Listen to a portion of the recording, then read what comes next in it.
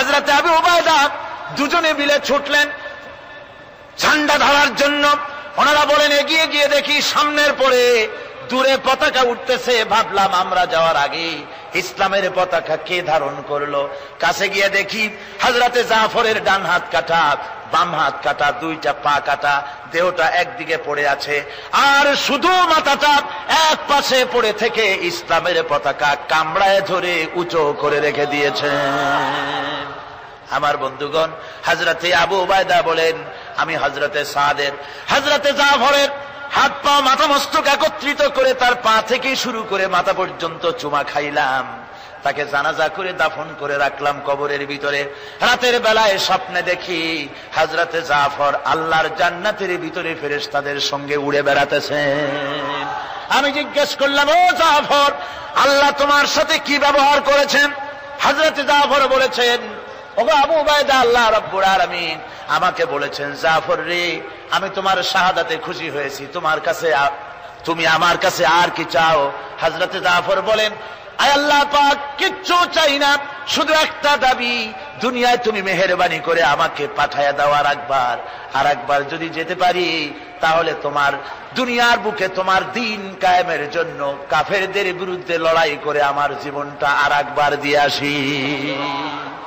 আমার বন্ধুগণের জন্য আল্লাহ রাসূল বলেছেন, হাদিস শরীফে এসেছে, আমার ইচ্ছে হয় জিহাদ করি, শহীদ হই, আবার যদি জিন্দা হই, আবার জিহাদ করি, শহীদ হই, আবার যদি জিন্দা হতে পারি তাহলে আবার জিহাদ করি, আবার শহীদ হই।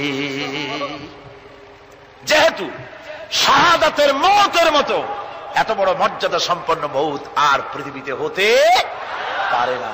আমার ভাইরা, ইসলামের জন্য জান দেওয়ার জন্য, মাল দেওয়ার জন্য সাহাবায়ে কেরাম এভাবে প্রস্তুত ছিলেন। নিজেদের জীবন তারা আল্লাহর সামনে নজরানা পেশ করেছেন, শহীদ হয়েছেন, আল্লাহ দ্বীন কায়েমের জন্য তারা প্রচেষ্টা করেছেন।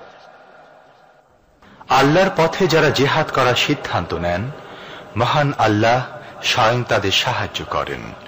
যুগে যুগে আমরা এর প্রমাণ পেয়েছি, আর তাই মুসলমানরা কাফেরদের উপর বরাবর বিজয়ী হয়েছে। এই ইসলামকে প্রতিষ্ঠিত করার জন্য প্রয়োজন রয়েছে জিহাদের। কিসের প্রয়োজন? কিসের? জিহাদের প্রয়োজন। সেই জিহাদ করতে কি আপনারা তৈরি আছেন? জিহাদের জন্য তৈরি আছেন? সেই জিহাদ কিন্তু সেই জিহাদ মানে কি? সেই জিহাদের আবার অপব্যাখ্যা করা হয়েছে। জিহাদের অপব্যাখ্যা করা হয়েছে এইভাবে যে ওয়ালাকিন কালামদার কাফে দুশমনাস্ত, দুশমনের হাতে কলম ছিল, ওরা যেমন খুশি আমাদের ইতিহাসকে চিত্রিত করেছে। ওরা বলেছে ইসলামের ইতিহাস থেকে তরবারি আর রক্তের গন্ধ আসে, কিন্তু আসলে জিহাদের অর্থ তো তরবারির যুদ্ধ নয়। জিহাদের অর্থ হচ্ছে যে কোনো উদ্দেশ্যকে সফলতায় পর্যবসিত করার জন্য যে প্রাণান্তকর প্রচেষ্টা করা হয়, ওই প্রচেষ্টার আরবি নাম হচ্ছে জিহাদ। আর যুদ্ধ তার আরবি হচ্ছে হার্ব। যুদ্ধের আরবি কি? হার্ব, ওয়ার। ইংরেজিতে ওয়ার, আরবিতে হার্ব।